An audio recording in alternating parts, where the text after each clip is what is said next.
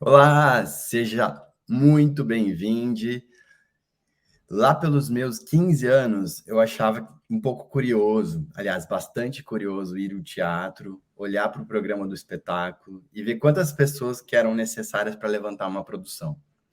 E aí, dessas pessoas, tem alguns papéis que eu acredito que estejam muito bem claros, que estão muito bem fáceis de identificar, né? O autor que escreveu o próprio texto, ou, de repente, os atores que estão ali contando aquela história, ou os músicos, no caso de musicais, que garantem aquela trilha sonora, ou pré-gravada, ou ao vivo, o diretor que tem a sua visão específica daquela obra e que traz todo o seu brilhantismo para essa produção. Mas o que o produtor faz? E o produtor, né? Eu costumo dizer que quem está no teatro, só quem tá no teatro sabe dizer o que é o produtor, né? Isso é então, nosso objetivo aqui hoje é justamente esclarecer qual é esse papel do produtor, poder fazer um pouquinho mais dessa conversa, entender um pouquinho mais dessa função, e para isso eu trago nessa empreitada, nesse bate-papo, nessa conversa gostosa, minha grande amiga, atriz, bailarina, cantora, sapateadora, Carla Vasques. Cadê Carla? Vamos ver. Aqui. Amor, obrigado pela presença. Oi. Eu queria muito que você usasse esse momento para poder falar um pouquinho da sua experiência, do seu dia a dia dentro do teatro, porque você tem muitas experiências, com essa Um figura, pouquinho. com essa figura do produtor e poder Sim, trazer um pouquinho mais sobre essa conversa informal sobre o que é o produtor e qual é o papel dele. sim, oi, meu amor, obrigada, viu, por ter me convidado. É, eu acho assim, os anos, né, tô há 17 anos trabalhando no mercado, já fiz peças menores, musicais grandes, musicais pequenos, e sempre é imprescindível o trabalho do produtor, né, que é um trabalho que eu acho um dos mais difíceis dentre de todos, né? Porque eu, como atriz, eu estudo, eu sei de tudo que a gente precisa fazer, mas o produtor sempre tem as suas ramificações e sempre tem as suas dificuldades no meio do caminho, nos percalços do trabalho, que sempre vai acontecer, os pepinos vão sempre cair pro lado do produtor, pelo menos eu acredito, né? Eu brinco que assim, a gente devia lançar um livro, que é A Culpa é do Produtor, porque é sempre o Sempre, sempre. Se o produtor faz certo, não faz mais que obrigação. Se o produtor faz alguma coisa errada, sempre. Se acontece alguma coisa errada, na verdade, né? Sempre a culpa do produtor. Não é nem que o produtor. produtor fez errado. Então eu acredito que é uma responsabilidade gigantesca do produtor, porque levantar um espetáculo, mesmo sendo pequeno ou grande, é sempre uma responsabilidade muito grande. E é sempre tudo muito nas costas de quem produz, né? O produtor. É, algumas dúvidas que eu tenho, né? Opa! Sobre a questão do produtor. O que precisa? Como eu começo a falar, quero produzir? Da onde eu parto? Que estudo? Se eu preciso de alguma formação? O que eu preciso para ser um produtor? Tá. Hoje a gente tem bons cursos, vários Uhum, cursos de formação. A gente não tem formação específica na área de produção, mas a sim. gente tem formações em produção cultural, gestão cultural, outras questões relacionadas. Porque eu falo que um produtor ele tem diversos perfis. Uhum, A gente brinca que ele é um grande faz-tudo, ele tem que ter uma visão global da questão. Então, sim. eu acho que o melhor caminho sempre é o na raça, é o costurar, porque eu acho que é como dirigir um carro, né? Você entende a parte técnica, mas para ser um produtor, ele é muito mais instintivo, ele é muito mais do dia a dia, da expertise, do conhecimento, dessa possibilidade. Então, eu acho que o crescimento mais natural, que é a minha formação, né? Eu sou formado em publicidade, mas a minha formação foi comecei como assistente de produção, depois de assistente fui coordenador, fui crescendo até virar diretor de produção e hoje poder me Uhum, considerar um produtor. Eu acho que essa possibilidade. E um bizu, que eu acho que é super importante, que é muito legal, que é sempre tentar acionar produtores que você se espelha e que você gosta e que você gostaria de estar um dia trabalhando, de pedir uma oportunidade, de entender, de tentar se fazer presente ou de apenas tirar dúvida, que eu acho que A é isso. troca, né? Exato. Ter a troca é sempre muito importante, né? Exato. Experiência, como a grande maioria dos trabalhos que a gente pode fazer, né? Na vida, ter a troca é sempre bom, né? Do crescimento como profissional, né? E principalmente Bem, para a produção. Mas existem vários tipos de produtor dentro da produção, né? Principalmente na sim. produção teatral ou de cinema, que é uma coisa que a gente está falando mais sobre produção teatral. Quais Uhum. seriam os tipos de produtor dentro de uma mesma produção? Tá, a gente tem vários perfis, assim, a gente pode Aham. meio que estudar eles ao longo aqui da nossa conversa, mas eu poderia listar, assim, de cara, uns 5 tipos, né? Penso, assim, que eu acho que e isso é muito da personalidade. Tem uns que têm uns Aham. 5, tem uns que têm mais aflorado o outro, né? Então, é muito do desenvolvimento. Mas eu diria que o que mais me aproxima, o meu, por exemplo, seria o perfil administrativo financeiro, são dois perfis distintos, né? Você Sim. pensa como financeiro, eu amo o Excel, eu trabalho com Excel o tempo inteiro, e tem muitos produtores que eles são mais criativos, eles não têm Sim. essa... aquela brincadeira, né? Você é de humanas, de exatas, é isso. Aham. Na produção a Mas gente vai ter isso. o financeiro e o administrativo é uma coisa mais cabeça. Seria mais ou menos o produtor que encabeça a produção? Ou posso estar falando besteira? É pelo desenvolvimento daquela ação dentro da produção. Então, quando a gente fala, por exemplo, de financeiro, é aquele produtor, e eu tenho vários amigos que são assim, ele começa a pensar num projeto, ele não precisa de planilha de Excel, ele já sabe quantos poltronas ou quantos assentos ele precisa lotar para poder fazer o break-even, quanto ele vai gastar. Break-even é o ponto de equilíbrio do que você Uhum. investiu de dinheiro com o que você de fato vai arrecadar no teatro. Break even, né? Que o even para ficar igual, né? Exato, Como que é se eu o ponto de conhecesse. equilíbrio mesmo, né? É o ponto de Aham. equilíbrio para fechar a conta. Então, eu tenho amigos geniais que eles conseguem pensar assim, vou pensar nesse produto, ele vai estrear no lugar tal, ele precisa de tanto de patrocínio, eu vou gastar tanto com elenco, eu vou gastar tanto com cenário, e aí é uma questão, uma cabeça lógica, é uma calculadora científica na E cabeça, assim, para e para ser esse tipo de produtor, ele precisa do quê? De dinheiro. Não precisa ser rico. precisa de muito dinheiro. Não do dinheiro dele, né? Ele precisa É, buscar dinheiro, né? Eu buscar diria que assim, dinheiro.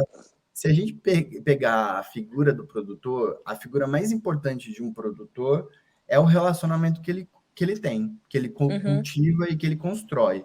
Seja ele com investidores, seja porque investidores no Brasil a gente fala investidores com empresas. No fora uhum, fala investidores com os próprios produtores, porque a gente tem uma diferenciação do termo produtor americano com o termo sim. brasileiro produtor, que no Brasil seria como é no cinema. Produtor é quem Uhum, põe o dinheiro.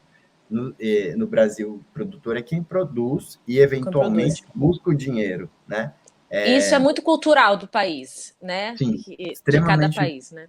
de cada país. E dessa função mesmo, né? O produtor no cinema brasileiro tem uma função, o produtor no Uhum, teatro brasileiro tem um outro entendimento. Então, sim. nesse caminho mesmo.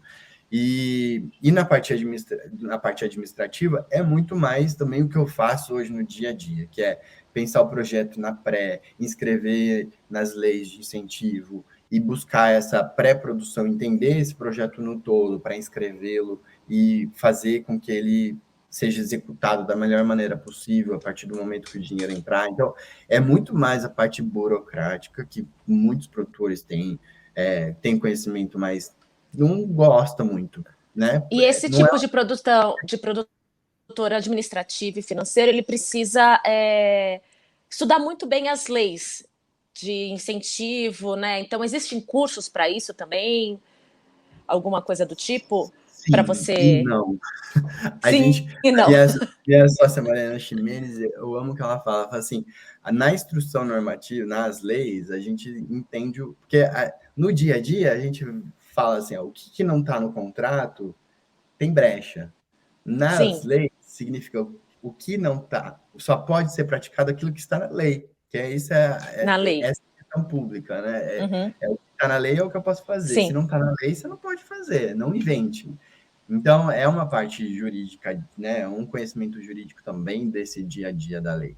E é um desafio grande, porque a gente, como produtor, a gente utiliza várias leis para poder fazer um mesmo projeto. uhum. Quando a gente fala de projetos grandes, né? Como a gente está acostumado em projetos de musicais, a gente depende de Uhum. outras fontes de incentivo. Então, é um dinheiro de recurso de verba Sim, de marketing da empresa, que, cara, raramente isso acontece, mas acontece.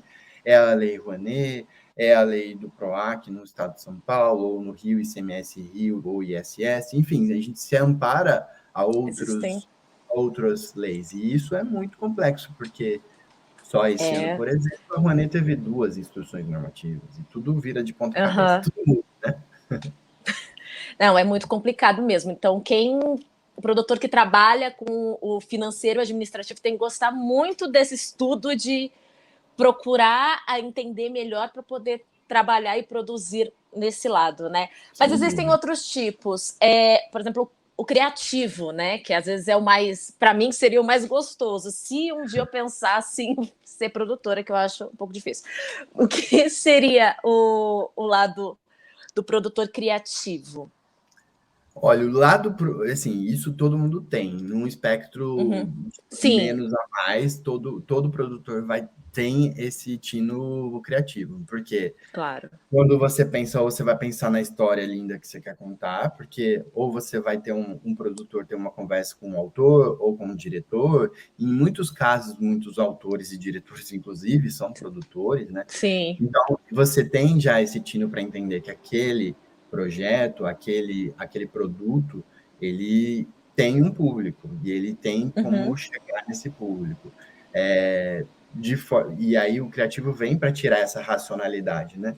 Ele também vem para entender, tipo, que história que eu quero contar, para quem eu quero contar, como eu vou contar, ou seja, em qual teatro que eu vou encaixar, que eu vou apresentar, se com qual cenário eu vou apresentar. Então, esse relacionamento do produtor com a equipe criativa tem que ser muito próxima. E ele acaba aprendendo e absorvendo Uhum. como esponja nesse dia a dia desse contato com grandes diretores, com grandes cenógrafos, com grandes Uhum. coreógrafos.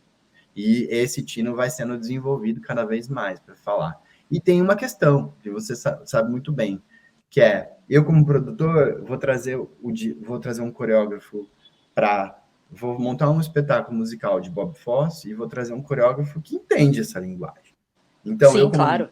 produtor, eu tenho que entender que eu preciso trazer para o espetáculo, para essa equipe criativa, alguém que converse com aquela linguagem. Então, Uhum.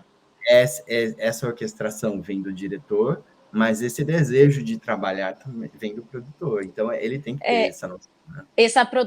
e acho que às vezes vem, o amor de produzir vem muito do criativo, né? Você começa a pensar primeiro para o criativo e acaba achando as ramificações, né?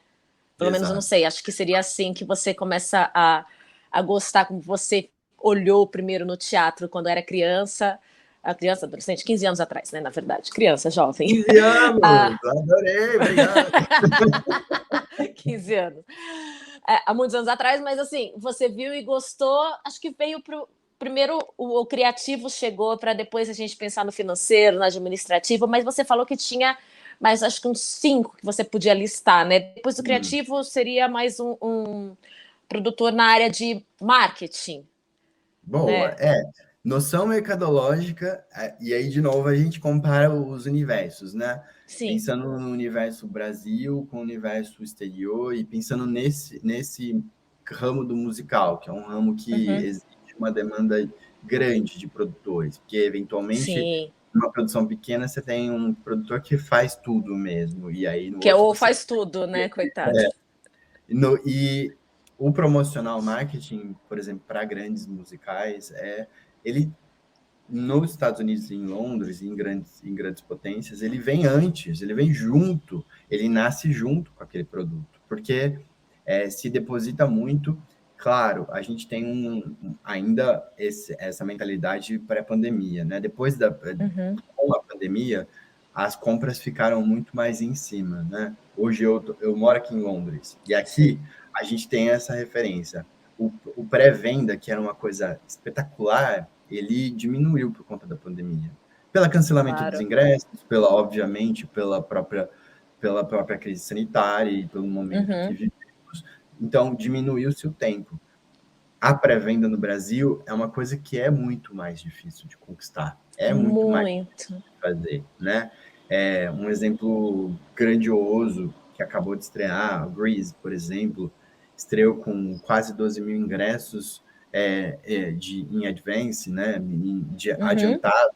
Isso é espetacular, isso é um número para celebrar, é uma coisa que é muito complicado você conseguir no Brasil e tem mais que valorizar mesmo, isso é Porque importante. eu vejo a diferença da questão, principalmente do teatro musical, né? Que em Londres, em Nova York, a cultura de você ir ao teatro é muito maior, então fica-se mais tempo também em cartaz. Aqui a Sem gente dúvida. fica um projeto inteiro com ensaio e cartaz, fica 6 meses assim, chorando, porque existe um público, mas também não é tão grande quanto aí. Então, acho que o marketing às vezes precisa trabalhar um pouco mais do que o normal, às vezes de uma outra forma aqui no Brasil. Exatamente, exatamente. Você fala isso do limitado, né? Do que esses 6 meses no Brasil. Eu morri de rir, tava no metrô aqui, aí eu vi que o Grace estava estreando aqui, aí eles fizeram toda a campanha de marketing como produção limitada, que é tempo limitado, ou seja, vai ser muito curta temporada. A curta Então, temporada corre. são 26 semanas. 26 semanas são 6 meses. A nossa A temporada curta temporada. inteira de sucesso no Brasil, claro, a gente tem muitas exceções, mas, Sim. enfim, a gente tem o dinheiro ali que a gente tem de suporte de criação, ele já tem essa demanda menor mesmo, porque é uma produção grande e é difícil você conseguir sustentar uma produção que tem mais de 100 pessoas trabalhando diariamente em 7 vezes por semana, 5, 6, 7 vezes por semana, né? Então, a gente ainda não tem essa cultura. E tem uma outra grande diferença. São Paulo é enorme, Rio de Janeiro é enorme, os teatros são espalhados. Nesses locais de referência, Nova York, Londres, os teatros são todos próximos. Eles Próximos uns fazem aos outros. parte daquela cultura, eles fazem parte Sim. daquele evento, né? Então é meio que você vai a Londres e vai ao teatro, você vai a Nova York e você vai ao teatro. É uma coisa Aqui que próximo também, um outro país mais próximo que é Buenos Aires, né? Que também tem uma região própria para o teatro também. sim, Então é uma cultura que fica diferente mesmo, né? exato. Que está melhorando, está crescendo, mas acho que também por conta da pandemia deu uma diminuída, mas eu sinto agora trabalhando que as pessoas voltaram com muito mais vontade de ver alguma coisa próxima também. Então, Exato. isso às vezes pode ser que um dia a gente consiga ter um pouquinho mais, vai 6, 7 meses. Mas além, né, que você falou, agora acho que o último seria o relacionamento do produtor com a parte técnica também, né? Que acho que é muito necessária, né? O que você Cara, eu acha? vou te Assim? falar assim, técnico, por isso que eu falo dessa base da construção de estudo vir do dia a dia, né? A gente tem figuras importantíssimas que no Brasil cada vez mais são valorizadas, que fora já fazem parte e faz parte assim de uma maneira muito séria, que são a equipe de stage manager, e no Brasil a gente coloca um diretor de palco, mas não é essa figura, a gente tem uma distorção dessa necessidade barra realidade, então são mundos distintos, a gente fala isso muito mais no teatro musical. Essa noção do técnico, ele é muito importante, porque, ok, né, a gente participou do Mulheres à Beira do Ataque de Negros, musical, maravilhoso, com Carla Vasquez e Marisa Hort. A gente tinha um cenário giratório, a gente sabe o quanto aquilo foi problemático, né? A gente sabe o quanto isso foi difícil. difícil no sentido de ensaiar, difícil no sentido de entregar a construção, difícil tecnicamente da questão de segurança, da encenação, porque aquilo tinha uma velocidade diferente. Você pega esse contexto do Mulheres, que a gente participou do cenário giratório, e pega um contexto do cenário giratório do Sunset Boulevard. É um mesmo conceito, mas sim. um é manual, operado por seres humanos, maquinistas incríveis, o outro é automatizado.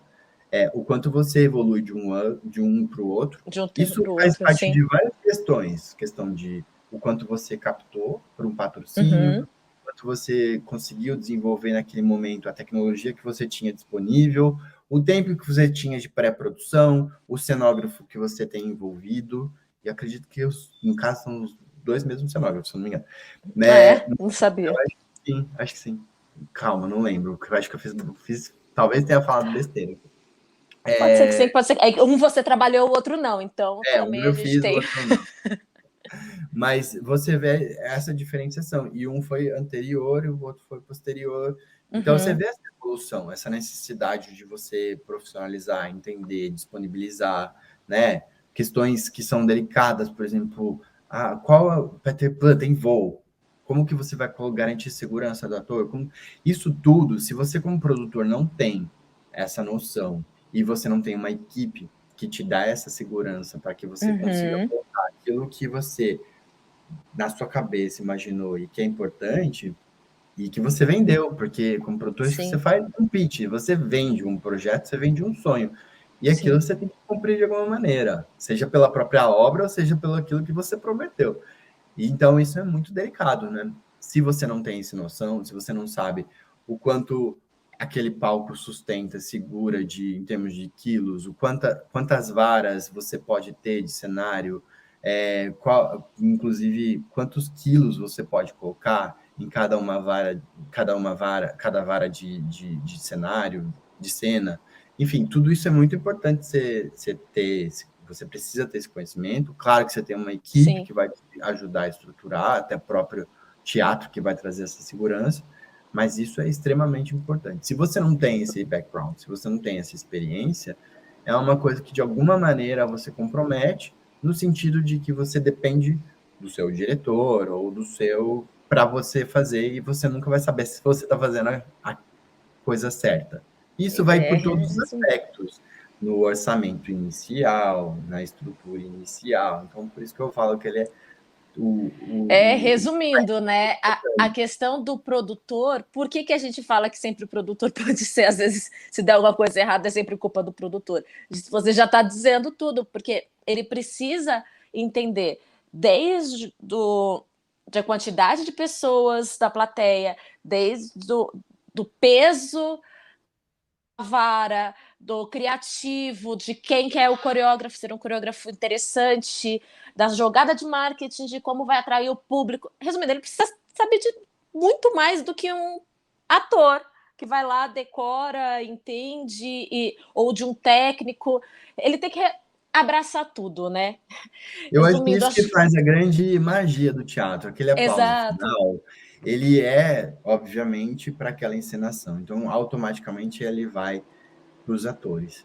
E aí ele tem um universo invisível, né? Esse universo invisível que são os técnicos da operação, a equipe de stage, os produtores, isso tudo é muito invisível, mas essa engrenagem ela é uma engrenagem única, né?